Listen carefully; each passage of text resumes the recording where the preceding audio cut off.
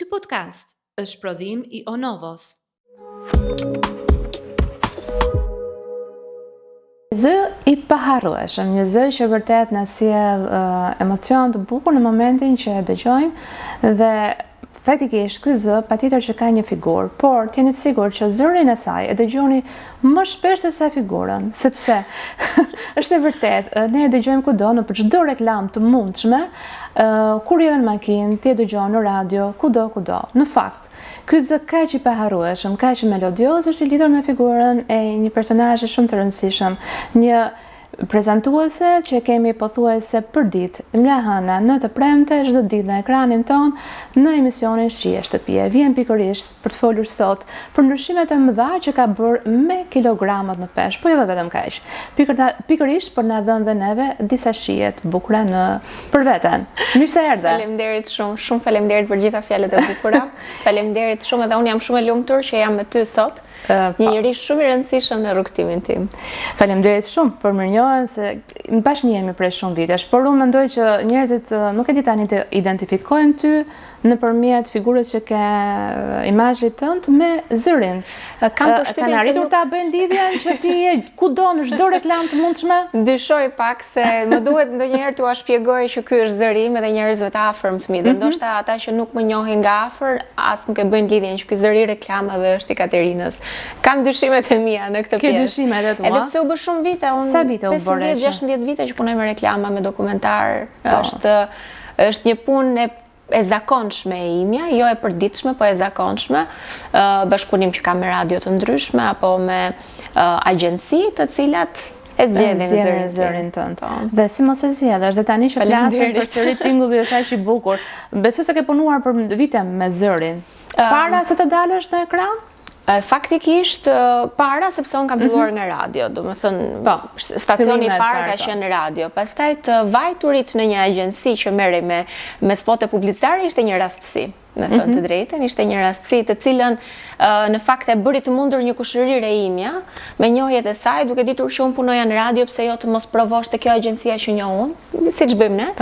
Kam bërë një provë, një test dhe aty u pëlqye zëri, thanë paska ti bërë shumë të mirë. Natyrisht që mora dhe këshilla nga ata që ishin me eksperiencë, po kam idenë që është edhe diçka që është e natyrshme e lindur, është timbri yt, është mënyra se si ti flet, elokuenca, qartësia e shkronjave që unë kam shumë të shenjtë këtë gjë që çdo shkronjë ta theksoj si duhet. Është e natyrshme, mendoj. Është e natyrshme. Nëse nuk do kishe bërë pjesën e ekranit sot, vërtet do të ishte zëri ai që dominonte, do vazhdoje të punoje me këtë pjesën? Jo. Ja, e do ekranin. Jo për çështjen e dëshirës mes njërës apo tjetrës, po është një treg I cili nuk është fare fitim prurës. Do e them ashtu siç është, me thënë drejtën që fatkeqësisht në tregun ton nuk ka një regulator të zërave. Pra çfarë na ndodh ne? Siç më ndodhi dhe mua para pak vitesh. Ishte një moment që unë mund të bëja 15 spote në muaj, vetëm me një radio. Praktikisht, sa po fillonte bloku publicitar, ishte vetëm zërim nga fillimi në fund. Dhe vjen një pikë që mbas 2-3 vitesh, edhe vetë sponsorat thonin, jo këtë se na është bërë shumë e zakonshme. Po, dhe u ralluan edhe punët, ndërkohë që ti paguhesh shumë pak për atë gjë. Edhe ajo çfarë është një defekt shumë I madh në vendin ton I marketingut, është mosvlerësimi I zërit. Çdo kompani duhet të ketë një zyrtar që merr pagesën fikse, që është zëri vetëm I yti dhe që mjafton ta dëgjosh si timbër dhe ta lidhësh menjëherë me kompaninë. Siç e lidhen dikur neve edhe duplantët atëre në filmat italian, pikërisht ata me figurën, domethënë, ka qenë një lidhje fantastike. Sot në Shije shtëpie, që u bën sa vite? 5, ky është sezoni I 5. Përditshmëria jote mes Shije shtëpie dhe pastaj Radio Klan? Atëherë unë nis ditën shumë herët, e nis së pari me palestrën, pastaj shkoj në punë, bëj programin televiziv që tani është diçka, po themi që ja kemi marrë dorën, do thoja, plus ne jemi po I njëjti grup pune, I kemi punët shumë të qarta, të ndara me njëri tjetrin. Ekipi është i strukturuar. Ekipi fix ka marrë strukturë dhe nuk ka, e kemi të qartë le të themi atë çfarë duhet ofrojmë, dhe pastaj kam vetëm 1 orë pushim dhe shkoj me njëherë në radio. Ajo 1 orë pushim në thonjza, se është pak mbledhje për televizionin, pak mbledhje për radio që bëjmë gati gjërat. Dhe radio pastaj është një lloj çlirimi, një lloj argëtimi, është kohë shumë e mirë me miq atje, kënaqem shumë të them drejtën, nuk e quaj punë, nuk e quaj punë. Ndihet që ti e ke. Në lidhje me fëmijët tani, nuk jem ajo Katerina që unë një vajzën e re, që sapo kisha ardhur nga Greqia me sa mbaj mend në atë momente. Pak vite. Pak vite, dhe në Tring, sigurisht që dominove me pjesën e telenovelave, bëjnë programa atëre që kishte lidhje me telenovelat. Si e ndan këtë ditën ti mes angazhimeve të tua profesionale dhe asaj si në sot? Të falenderoj që e bën këtë pyetje, se duket ndonjëherë e vëre edhe nga ndonjë intervistë që unë kam dhënë, apo në një moment ku unë ndaj diçka në lidhje me familjen, ekziston ndonjë në për të koment që të thot po si e ke bërë, ose jo, nuk e aq sa duhet. Gjithmonë kemi gjykime të tilla. Ka gjykime. Po faktikisht është e pamundur që ti të mbash një familje të shëndosh edhe të lidhur mirë nëse nuk e ndihmë për të bërë të dyja paralel. Profesioni im është i tillë që nuk mund ta lësh edhe të bësh një pushim, po themi. Nuk e ke lënë të kuptojmë faktin që ti ke qenë dhe gjatë gjithë periudhës së shtatzanisë në transmetim direkt, live. Po, për ditë, derisa mora lejen e lindjes, pastaj ka qenë, pra unë e kam lindur Dartin në rastin më të freskët, djalin e dytë, në maj. Në shtator unë kam qenë në punë përsëri dhe djali ka qenë diku 4 muajsh. Në mos të themi 3 muajsh se bënim mbledhje në fund gushti. Por ka diçka, avantazhi po themi i punës time është që koha është e shkurtër. Unë nuk rrit 8 orë në punë, unë rrit 3 orë në punë fizikisht. Sidomos në fillim. Mendoj, por që ne që merrem me pjesën televizive nuk është se janë 3 orë. Dita vazhdon, që të jemi qartë. Telefoni është aty. Mbledhje do bësh. Sigurisht, është je aktive, por nuk je fizikisht larg fëmijës. Kjo të ka ndihmuar patjetër. Kjo më ka ndihmuar shumë që lloji i punës, madje, do doja të theksoj edhe këtë, më ka ndihmuar shumë vajzat që janë gazetarët e programit edhe autorja e programit, që kishin tolerancën, po themi, që mos ta bëjmë mbledhjen në orën 11 që mbaronte emisioni me Katerinën, po ja çojmë online çfarë vendosëm për ditën tjetër, le të ikë në shtëpi, se normalisht djali ishte shumë i vogël, kishte nevojë për gjy, sado që unë pompoja qumshtin, i dhash dhe formul se nuk donte qumshtin e gjirit në biberon, ishte shumë sfiduese. Muajt e parë kanë qenë shumë të vështirë, me thënë të drejtën, të rikthimit në punë. Megjithatë, është një lloj balance që vendoset me babajin gjithashtu, që është figurë shumë e rëndësishme, po edhe mami kryesorja, me thënë të drejtën. Mami, normalisht, raportin tuaj e kam parë dhe si një raport mes shoqesh. Është marrëdhënie shumë ngushtë. Vazhdon të thotë ashtu Katerina ylli më i bukur? Se mbaj mend të pjesë, tani më kujtua. Gjithmonë vazhdon. Për këdhilja. Do të them vetëm nga ajo unë marr llastime që të më motivoj. Shiko, ka ndodhur diçka me mamin. Se unë e kritikoj për faktin që ajo nuk më ka llastuar deri në një moshë të rritur. Edhe si thuash, gjithmonë kam thënë vetbesimin e kam të ulët sepse ti nuk më ke ndihmuar. Edhe ajo tani mundohet nga ana tjetër të veprojë në drejtimin e kundërt, të më thotë mua gjithë fjalët e mira, po është tepër vonë, them, tani nuk vlen. Jo, nuk është tepër vonë, sepse një lloj mënyre dashurie që ajo të transmeton është edhe me rritjen e fëmijëve. Po. Besoj se që gjithë pjesën ato të humbur që ti nuk e kanë pa, është normale që nuk do të shihni në ekran.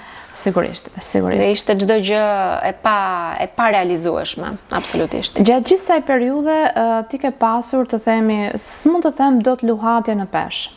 Sepse në profesionin tonë gjithmonë ne do gjykojmë, je mirë, si e mirë. Gjithmonë. Po. Edhe kur je mirë, si e mirë prapë. Është kjo pjesa. Mbaj mend që je gjykuar dhe mos të them, je larguar nga puna pikërisht për këtë arsye. Para shumë kohësh, para shumë vitesh, nuk ka lidhje me aktualisht. Po. Dhe me thënë ka qenë një nga gjërat që përveç saj është thënë që nuk është në peshën e duhur.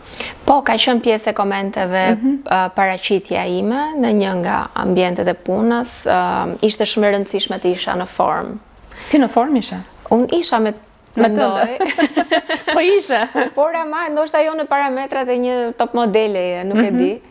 por e drejtë që kam patur, e kam dirë një lloj presioni deri diku edhe për paraqitjen e jashtme, për të qenë mirë me fizikun, për të më rrinë mirë rrobat, të provojmë një make-up artiste tjetër, të duket pak më bukur, që kanë qenë gjëra që normalisht më demotivonin edhe nuk më bënin të ndihesha mirë, se kush është ajo vajzë që kur ti e ndjen atë presione që duan të bëjnë të dukesh më bukur, unë s'qen kam gjë fare. Por e kam kaluar pavarësisht gjithë asaj trishtimeve, po themi, që të shkakton gjithë kjo situata, prapë se prapë unë jam munduar me veten time të punoj, të ndihem mirë, të shoh çfarë mund të bëj për të përmirësuar, sepse absolutisht asnjëherë edhe unë vetë nuk e kam menduar që jam e bukur, tani të them vërtetën.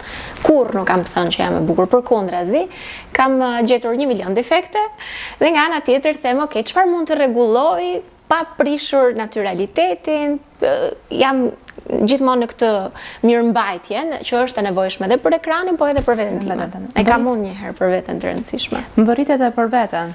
Gjithmonë. Më bëritet e për veten pika e parë dhe e fundit që njeriu duhet ta ketë në fakt. Është një lloj filozofie, një lloj mënyre vlerësimi që ka ndaj vetes për të qenë sa më mirë me veten. Dhe po ti je me veten sigurisht.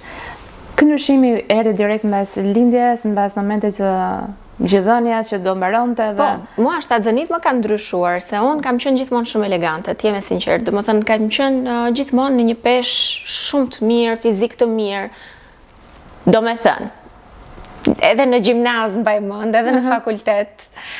Për trup, Katerina ka trup të bukur, për portret nuk mbash asnjëherë. Ama për trup kam qenë gjithmonë me fizik shumë të mirë. Po, se kam qenë dhe vajzë jo shumë e rregullt, ndoshta arria e palyer gjithmonë. Nuk e di, kanë qenë shumë element. Gjithsesi, për këtë gjë më mbanin, domethënë, trupin e kam pas, sepse jam marrë dhe me sport. Unë jam marrë me tenis rregullisht, jam marrë me aerobi, her pas here bëja palestër. Vetë në shtëpi e kam patur fiksim të merresha me muskujt e barkut. Pikërisht atë pikë të dobët që kam tani. Aty shkoj dhe u transformua trupi. Megjithatë, pesha edhe në shtatzënin e parë, edhe në shtatzënin e dytë, ka qenë një peshë e fituar shumë, gati 25 kg për çdo shtatzënim. Është një peshë e madhe. Dhe unë e merja gjithmonë në muajt 7, 8, 9. Muajt e fundit, unë shtoja 20 kg. Domethënë muajt e parë merja nga 1 kg, që më dukej mirë. Abuzimi me ushqimin ishte deri diku në një pikë, se në muajt e fundit kisha shumë neps për të ëmbla. Edhe më pëlqente shumë akulloria, si me djalin e parë, si me të dytin. Pëlqente çokolata, edhe merja një çokoladë tani, një çokoladë pasdite, pak akullore në darkë. Se duket aq ishte. Plus nuk lëvizja. Unë kisha shumë dhimbje trupi. Nga pesha e rënd, më dhimbnin kockat, më dhimbte mesi, dhe unë nuk lëvizja dot, nuk ecja dot. Të gjitha këto mendoj se ndikonin për të shtuar peshë akoma më shumë. Edhe kur u ndërgjegjësove, kur mendove që vërtet, domethënë mbas lindjes normale që të vjen ajo dëshira, vullneti që ti duhet të kesh ndryshimin për ekranin, po dhe për veten tënde. Për shtatzënin e parë, e kam përjetuar shumë keq, sepse nuk e di pse nuk e kisha menduar që pasi të lind, këto kilogramët nuk ikin. Ti ke parë filma? Kam parë filma, si puna ime. Që të direkt elegante. Unë isha extra large, ndërkohë kisha qenë small medium. Dhe e kam përjetuar shumë keq në shtatzënin e parë. Ka qenë pikë depresive imja ajo, kur më thonin madje edhe mami im dhe vjera im, ajde të dalësh e kështu, unë mërzitesha se s'kisha rroba, mami më kishte sjell rrobat vetat, se s'më bënin ato që kisha. Dhe kam përjetuar shumë keq në fakt në fillim këtë ndryshimin e peshës. Gradualisht fillova të humbisja disa kilogram, derisa kur ka bërë çuni 1 vjeç, 1 vjeç e gjysmë, diçka e tillë, aty pastaj mora edhe bëra një dietë, një regjim ushqimor. Ndërsa me Dartin, me djalin e dytë, po e njëjta peshë u shtua, e mora më qetë sepse e dija që do veproja po njësoj. Do bëja dietën, do bëja palestrën. Ishi këto 2 mënyra që do ta zgjidhja. Me Dartin madje kam nisur që 10 muajsh regjimin ushqimor. Po. Dhe besoj se ka ndikimi se duket. Ndikoi menjëherë sepse është thjesht kufizim kalorish, një regjim ushqimor i përllogaritur, jo nga mendja ime, po unë jam referuar dietës së Dorina Memës dhe asaj jam falenderuese gjithmonë. Në të dy rastet me atë jam ndjekur që për 50 ditë, për shembull me dartin, unë për 50 ditë kam humbur 9 kg. Që është shpejt, është reagimi shpejt. Santa, trupi im ka reagim të shpejt si për të shëndoshur, si për të mësuar. Po mirë, dëgjoj, edhe tani po ta dish që si reagon trupi jote, njohësh trupin tënd. Po. Sepse vërtet shikojmë njerëz që fryhen shumë dhe pastaj vërtet zbrazë si tu humbaci. Unë e kam këtë. Unë për festat e fundvitit që kaluam, unë kam shtuar për po themi 2 javë, shtova 2 kg. Je bërë tani nga ato që matesh çdo minutë? Kam peshore në dhëmë të gjumit, po. Edhe peshohem që të shoh nëse me këtë abuzimin që bëra mos e mora peshën edhe të filloj lëviz, bëj akoma më shumë palestër. Por më vinte inat për shembull që si mora 1 kilogram, 2 kilogram për kaq pak që shtova. Pse shtova një 2 pije energjike që s'duhet të pi normalisht e kam sheqer. Po shtova një ëmbëlsirë, po çik baklava, po çik përshesh. Çik sallatë ruse, këto ishin shkeljet e mia dhe menjëherë trupi e mori peshën. Unë e kam këtë dhe sigurisht që i hoqa për 10 ditë. Bravo. Nëse ka që ti i ka vënë disa disiplin vetes. Gjithmonë kjo gjë, në fakt, si ana e marrjes së peshës, ashtu dhe ulja, ka 2 anë të medaljes për njerëzit. Këte i fillojnë dhe të thonë, ua sa e shëndosh, këtu thonë, o babo, si e bërë. Tash, ti të ka ndodhë kjo pjesë? Rasti jote. Kur isha e shëndosh, madje e shëndosh, më shumë në rastin kur isha shtatzën. Është e tmeshme pas e kur je shtatzën, se nuk e kuptoj dot. Në momentin që je shtatzën, je shtatzën. Nuk e pranonin shumë ca njerëz, e çuditshme është, po. Janë komentet ato, po ishin komente ose mesazhe. Mesazhe. Sigurisht të rralla, por që ngelen, ti mban mend, nuk e harron, se thua si ka mundësi që një grua, më ka qelluar me një grua që më ka shkruar një mesazh të gjatë, kishte marrë shumë kohë nga jeta e saj për të më shkruar atë mesazh. Ndër të tjera thoshte, po ik moj vajzë nga ekrani, si mund vazhdosh të dalësh shtatzën, liroje vendin për të tjerë. Dhe unë isha, sikur i kisha zënë vendin dikujt, unë thjesht isha një grua shtatzën e lumtur për atë periudhë që po kaloja, kam një profesion që nuk më mundonte fizikisht se ulur do isha, madje në pjesën e kuzhinës, po themi që unë jam në këmbë, më vendosën një karrige që her pas here unë edhe ulesha. Pse duhet isha ta bëja veten time regjim shtrati, duhet kaloja se isha shtatzën, domethënë nuk e kisha të nevojshme. Nga këto mesazhe se janë të shumta në fakt, që her pas here, jo vetëm në këtë rast, po në rastin nëse ti mbaron një program televiziv dhe për një temë të trajtuar aty, mund të ndodhë që të kesh komente. Ka komente dhe mua më vjen shumë keq sepse janë mendime shumë të cekta në vetvete, nuk e kanë vënë fare trurin punë ata që i kanë shkruar ato mesazhe. Pa, ma kohën e kanë gjetë. Po kohën e kanë gjetur në mënyrën që si mundet që ti drejtohesh dikujt me fjalë ofenduese. Ne rasti më i fundit ishte kur ne folëm për impotencën maskullore. Temë shëndeti, u bë virale. Që diskutohen këto, që ka hapësira të mundshme për të folur, por habitem sepse fjalorin i disa personave në komente ishte shumë i pisët, drejtuar neve, mua si moderatora dhe gazetares në program, me ofendime, që ne jemi të ulta, që ne bëjmë si të urta, nuk e di çfarë termash ishin shkruar aty, ndërkohë që ne po jepim informacion shëndetësor, që ka të bëjmë me shëndetin, që kush ka probleme të tilla, shkatrohet jeta në thonjza e tij, sepse nuk bën dot një jetë normale as familjare as gjë. Normale. Dhe është e çuditshme se si arrin të shkojnë në këtë pikë. Dhe po unë ndikohem, them drejtën, pra ndikohem. Jam në një moment tani që më shumë nuk hyti lexoj, se nuk dua të më mbeten kështu si shenjë dhe as nuk dua ta kthej në debat pastaj në njerëzit në komente. I kthehesh? Shumë rrallë bëj këtë gjë, në momentin kur them, ok, tani në këtë pikë ishte një rast kur më shkruante dikush, sepse kohët e fundit, tani që unë jam dobësuar, komenti është bollu dobësove mi gocë. Tani, hajta gjejmë. Zbritset brava, zbritset brava. Dhe bollu dobësove mi gocë, mua më duket si kaq pa lidhje si koment, se para një herë unë nuk kam synim që të shkoj në anoreksi, dua të jem e shëndetshme. E dyta, jam në një peshë normale, unë nuk jam. Po ndiqesh. Jam sigurisht me një personal trainer, kam nutricion, diçka të përllogaritur, nuk jam kështu në ajër dhe nuk dua dëm të shëndetit tim. Dhe një person në fakt ju ktheva në një koment të tillë, sepse mendova që dikush tjetër mund ta lexoj, kush mendon se ajo, atëherë le të marr përgjigjen time. Është e padrejtë ta bësh këtë koment. Është e padrejtë edhe të gjykosh edhe të përdorësh një gjuhë të brazët, arrogante, tegër. Veçanërisht mes vajzash dhe grash shumë diskriminuese. Se mua kjo më ndodh me vajzën dhe me gra, nuk më ndodh për shembull që një djalë të thotë je dobësuar shumë, nuk shihesh më me sy. Po janë gjithmonë gra, vajza, gra në mosh që është më e çuditshmja se hyj dhe i shoh pastaj fotografitë, them kush ma ka shkruar këtë koment. Edhe shikon je dobësuar aq shumë dhe je shëmtuar, ka pas raste që më kanë thënë me këtë dobësim. Më ka ndodhur te juve në fakt, e ftuar në emisionin tuaj që flisja për marrëdhëniet me Vjerën, nuk e di se çfarë teme ka qenë. Dhe thosha që normalisht nuk e lajmëroj kur neve marrim ndërmend të bëjmë një udhtim së bashku me bashkëshortin tim. Komentet kanë qenë tmerrsisht negative. Që ti që s'pyet unë si jetoj me Vjerën gjithsesi, ajo është sot. Por nuk ka shpjegim. Nuk kanë shpjegim edhe më duken mblefe të mbartura të njerëzve dhe kryesisht të grave, siç e the edhe ti, që e kanë të mbarsur këtë pjesë ndër vite. Duhet jetë një jetë jo fort e lumtur mbrapa atyre profileve dhe për këtë më vjen keq. Jo, këtë e them me sinqeritet, nuk po e them me ironi, më vjen keq, sepse duhet jetë një mosplotësim dhe një palumturi në vetvete. Që ty të bën të shohësh gjëra me egërsi dhe me inat. Normal.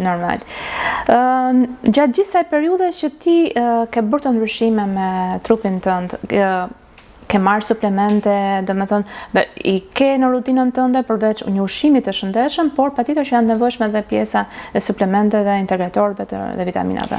Të jem e sinqert, nuk jam përqendruar shumë në marrjen e suplementeve, vetëm një periudhë mora pak omega 3, pastaj kam patur vitaminën D. Këto janë, po themi, ato më bazike që unë jam kujdesur për veten. Po në fakt është e nevojshme se unë e vëre edhe me dobësimin e parë, se kështu i ndajo, dobësimi i parë, dobësimi i dytë me kapitulli 1, kapitulli 2. Ka qenë po i njëjti rezultat, rënja e flokëve që kam patur. Pikërisht për këtë do të thoshe, sepse zakonisht mbas një lindje ka ndryshime shumë të mëdha, qoftë të dhëmbët, por edhe të pjesa e rënies së flokëve. Ne kemi një suplement shumë të mirë në fakt që vërtet ka bërë çuditëra, ka marrë vlerësime të jashtëzakonshme dhe ndërkombëtare, është pikërisht Deli Super Hair që bën mrekullira. Për flokët e mi? Po patjetër, jo vetëm do të zgjasë, po do të shtoj edhe sasinë e flokëve që vërtet i jep një volum. Ne kemi këtë dhuratën, po ta jap që tani para se të zakonisht japim nga fundi, po ne do vazhdojmë përsëri bisedën sepse kemi plot gjëra për të diskutuar. Shi është pije, është një program i cili dashur pa dashur ti e përmendoj që ka gra dhe mendoj që është target grupi i grave. Në momentin që ti je në kuzhinë, a ke filluar të ndjesh veten që do të jesh një shef e kuzhinës në shtëpinë tënde? Unë kam gatuar gjithmonë, po nuk e di, njerëzit mendojnë që unë nuk e kam idenë gatimit. E pa ashtu shfaq veten. Edhe po, ka që bëj dhe shumë pyetje, unë zonjë zgjollca kryesisht që po këtu si do veprojmë, po këtë si do e bëjmë. Mund të them që dakord, kam mangësitë e recetat tipike tradicionale. Aty për shembull nuk është se jam marr shumë. Byreku nuk e kam hapur ndonjëherë petat vet. Tavën e kosit, sado e lehtë të jetë, nuk është se marr mundimin ta bëj. Unë qëndroj gjithmonë te gjellët, te gatimet në tenxhere, ato i çaj. Edhe ëmbëlsira keke këto, sigurisht, mjeshtre për mjeshtre. Çati gjë ëmbël nuk kam probleme. Por është një hapësirë që e dua shumë, sepse kur bëhet fjalë për ushqim, unë mendoj se është kënaqësia më e madhe e njeriut ushqimi. Edhe ndoshta kjo na garanton atë që është dashuria publikut, shikueshmëria e tyre, dëshira për të parë edhe recetat. Djemt kanë një diferencë mes njëri tjetrit sa vite?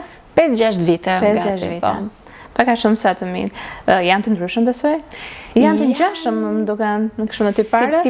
Si pamje kanë ngjashmëri, vetëm syt çka të ndryshojnë. Deoj ka syt më si unë, si me bisht, më të voçkla, kurse Darti ka si babi vet.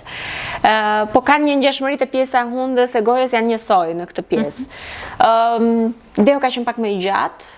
Darti është pak më i imët, më i shkurtër, kanë një dy ndryshime edhe në fizik, unë e vëre këtë se ne bëjmë ndonjëherë edhe krahasim që s'duhet bërë e di, po e bëjmë hapim, si ka qenë Darti 21 muajsh që është Deo më falë, ta shohim tani si është Darti, bëjmë këto krahasimet. Po Kanë një marrëdhënie që duhen, po Deo është pak xheloz. Drejtën, po ka filluar të shfaqet atë xhelozin tani që nuk e ka vëmendjen e dikurshme ndoshta.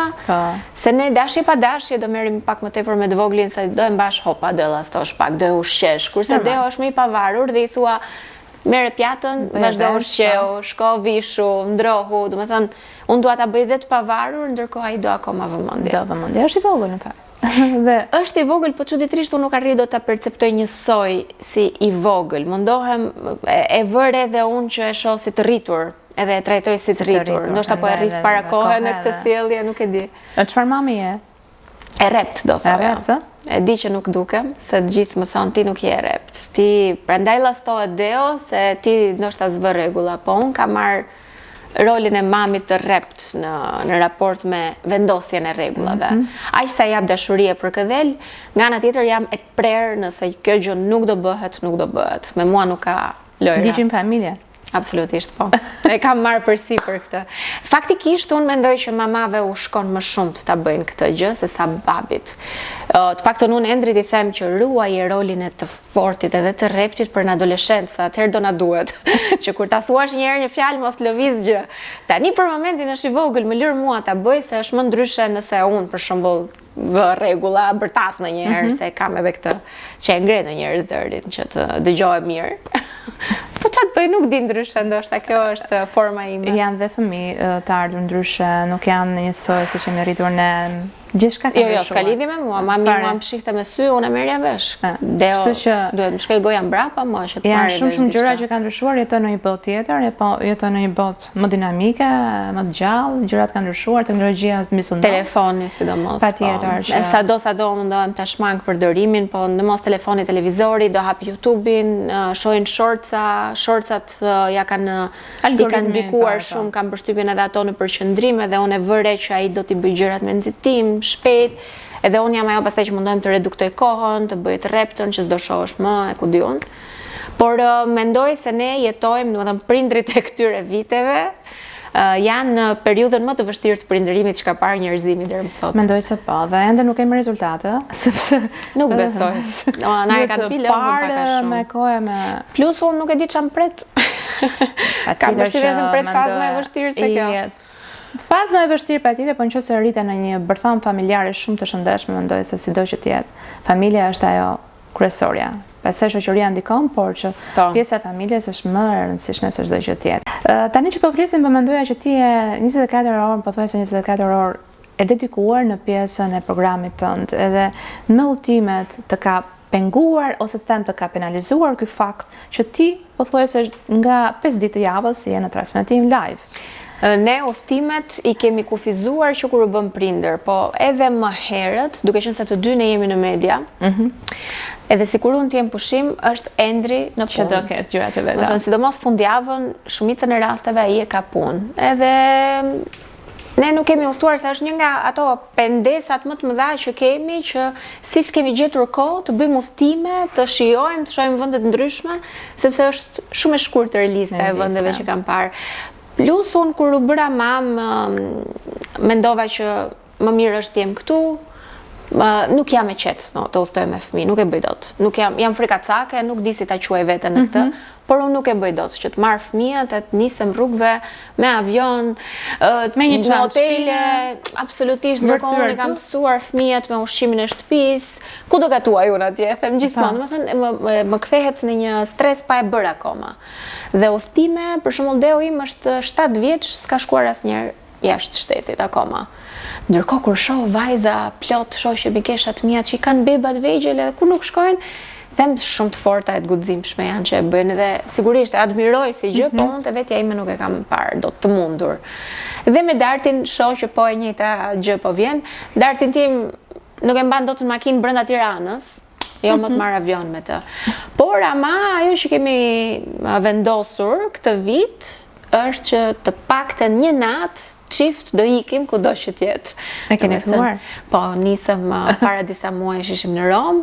Tani po mendojmë të bëjmë një udhëtim të vogël në Greqi, edhe kemi planifikuar një tjetër prapë në Itali. Patjetër që çifti ka nevojë për frymëmarrje. Ka nevojë për dedikim. Dhe për dedikim për njëri tjetrin. Ndryshon jeta pas fëmijëve, sidomos si e kanë pas të dytit. Raport mbrapa?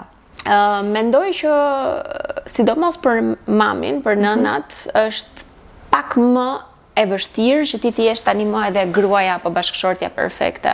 Edhe dashura të themi, në raportin me partnerin tënd. Po, se normalisht japësh dashuri. Po. Së pare duke nisur që nga fiziku, që unë e kisha një lloj kompleksi atë që nuk i ndihesha mirë me veten time për shkak të shëndetit, sepse ishte një ndryshim drastik i unit tim me atë çfarë shihan pasqyrë.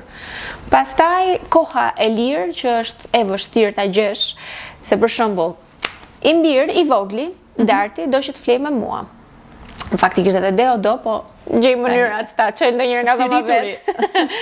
Kurse Darti do të flej duke kapur flokët e mia. Mbahet këtu te flokët. Dhe më zë dhe mua gjumi, nuk është sa unë mund të rri zgjuar që për shembull të pim një gotë verë bashkë, të rrim me njëri tjetrin, të shohim një film, të bëjmë këto gjërat romantike të çifteve. Mua më zë gjumi.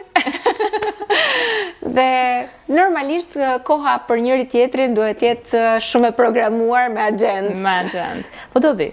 Besoj se tani që janë më të rritur në dur dashurisë tuaj që sa vite u bot me njëri tjetrin? Ne tani 16 vite. Një jetë. Ke akoma rrugë. Sa dhe i them më shumë me ty se me mamin dhe babin kam ndenjur.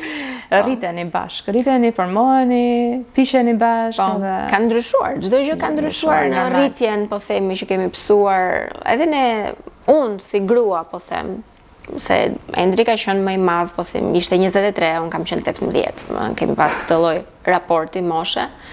Edhe nga 18 në 33 që jam tani, ndryshojnë pafund gjëra në sjelljen edhe në të qenit grua. Katerina, patjetër.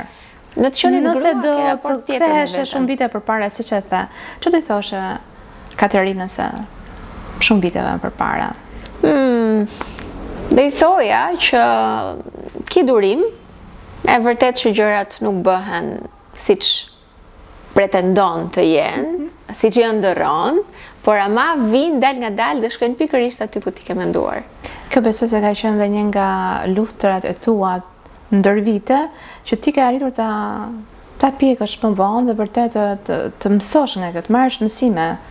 Ka ndodhur që të mësosh edhe nga gabimet që mund të kesh bërë, patjetër, po. Unë kam mësuar një gjë nga çfarë kam eksperiencë deri më tani, që nuk ndodhin gjërat se do ti tani, ndodhin se ju vjen koha të bëhen. Ka një kohë të tyre, të themi. Për shembull, profesionalisht mund ta kisha ndërruar këtë program shumë e vogël edhe kisha një inat me veten time. Pse s'ma beson njëri mua këtë program, unë di ta bëj. Erdhi momenti, ndodhi. Ama tani mendoj që me të drejtë kanë patur të drejtë ata që më thonin jo, ti nuk e bën dot tani sepse ishte efekti mosh dhe nuk mund t'i drejtohesh një audiencë të grave, të pjekura në mosh, kur ti je akoma 20. Domethënë është një ëndër e madhe që ti ke në kokën tënde, por duhet të dish që është koha e duhur më vonë, jo tani. Mendoj se e kam ngulse në fakt. Unë jam, po. Yeah. Ma, faktikisht bashkëshorti më thot ti je imponuese. Mirë, unë nuk po flas për atë raportin tuaj, po mendoj që je konkurse. Je me të gjithë. Je imponuese. Je imponuese, më thot. Jo në sensin e keq, por ai e vëre me sa duket është diçka në ata njerëzit e afër. Mendoj që nuk ka asgjë të keqe të kërkosh për atë që ti mendon që e bën. Po, është e drejtë që duhet guxosh dhe të kërkosh. Dhe mos kërkosh dhe të presësh, nuk ka se si. Po, njeriu duhet të kërkojë patjetër, kënguli për të arritur diçka. Është shumë e vërtet, po janë shumë dilema ato që të lënë edhe të mbajnë peng edhe të lënë. Ja vlen tani ta hedh këtë hap, mos ta hedh sepse janë rrethanat, janë njerëzit të cilëve u drejtohesh, piqen apo spiqen kushtet për ta bërë atë. Varet pastaj edhe në fushën për të cilën operojmë. Nëse është biznes, ke shumë frikra ekonomike, gjitha me radhë. Nëse është profesioni i televizionit, ke frika do të besojnë apo jo, apo do të ta mbyllin derën edhe do ndihesh keq. Janë shumë gjëra. Të rikthehemi prapë te kilogramët, se më kujtua fakti që në gjithë gjëra që njerëzit dëgjojmë vazhdimisht, është Ozempiku, mrekulli bërsi. Nuk u të ndodhe ti? Faleminderit shumë. Po të them edhe një herë tjetër, faleminderit për këtë pyetje, sepse është një akuzë që po e marr jo drejt për drejt. Pse mendojnë që ti ke bërë? Okay. Nga njëri tek tjetri, edhe pse unë e kam treguar dhe kam qenë shumë e sinqert për gjithë rrugtimin tim. E kam treguar troç, kam bërë dietën me Dorinën dhe pastaj kam bërë palestër me Landën. Janë vetëm këto dy njerëz që më kanë marrë përsipër. Ndërkohë nga ana tjetër, po, ashtu thot ajo, ka bërë Ozempik. Nuk e besojnë dhe është e frikshme se si mund të dyshosh. Nëse unë do isha me Santën tani dhe po të më pyeste pse s'do ta thoja nëse do e kisha bërë, do ishte kaq tragjike. Për mua nuk do ishte tragjike, do ja thoja. Kam bërë Ozempik, por në fakt nuk e kam bërë. A jam të nduar. Kur isha shtatzën, kam pyetur sepse unë kam një mikesh time farmaciste dhe nga ajo ideja që dua rezultat të shpejt, më fal shtatzën thash, pas lindjes, kur isha shëndosh, pa filluar dietën. Nga që doja reagim të shpejt të trupit, i them a mund të bëj Ozempikun, thua, bëhet? Në asnjë mënyrë, tha. Po unë asaj i besoj shumë në fakt, këshillat që më jep. Në asnjë mënyrë ti s'ke punë me këto gjëra, më tha. Ç'po duhet ty Ozempiku? Reagon përmes ushqimit trupi. Dhe faktikisht nuk e bëra, se thjesht ishte një ngacmim që i bëra ta provoj një herë, mos ndoshta është mënyrë më e shpejtë, por përderisa nuk ishte e shëndetshme, nuk ja vlente. Nuk ja vlente. Në lidhje me ndërhyrjet apo me mirëmbajtjen e vetes? Unë kam dëshirë të thellë, shumë të thellë. Po as pak të realizueshme, që për shembull të rregulloja barkun. Sepse është pika në fillim që pjesën që e kam pas shumë merak gjithmonë dhe pikërisht aty nuk kam ç'a bëj më. Domethënë, unë e shoh edhe me trajtimet që po bëj, se po përdor çdo lloj forme që unë të mundohem të rikthej barkun në formën e duhur, por lëkura, sidomos pjesa e kërthizës, ato që janë mama, besoj kuptojnë më mirë, pson tjetërsim, ato rrudhosjen edhe struktura e lëkurës nuk është më ajo që ka qenë. E tendosura që themi. Dhe është një pikë që unë nuk e dua ta rregulloj. Me dëshirë do e kisha bërë një operacion, por faktikisht nuk kam guximin një për të hyrë operacionit. Dhe dyta, kur shoh ndonjëherë ato rezultatet që mbeten ca shenja, forma e kërthizës ndryshon dhe nuk bëhet aq e bukur, them ta mbaj kështu siç është. Rrofshin rroba banjat me trup. Ato doja të hiqja, doja rroba banjat ndara këtë vit. Dhe gjithë punën për këtë po e bëj, por kam frikë se prapë të Besoj se do gjejmë mënyra sepse kjo industri po zhvillohet dita e ditës, kështu që do dalit në një gjë fillojë që do gjejmë nga ai varianti që mbulohet vetëm pjesa e kërthizës së truporeve dhe vazhdon pjesa lashtë, që do të gjendet një mënyrë gati. Është e vështirë shumë. Ti vetë e shikon veten për më vonë? Profesionalisht?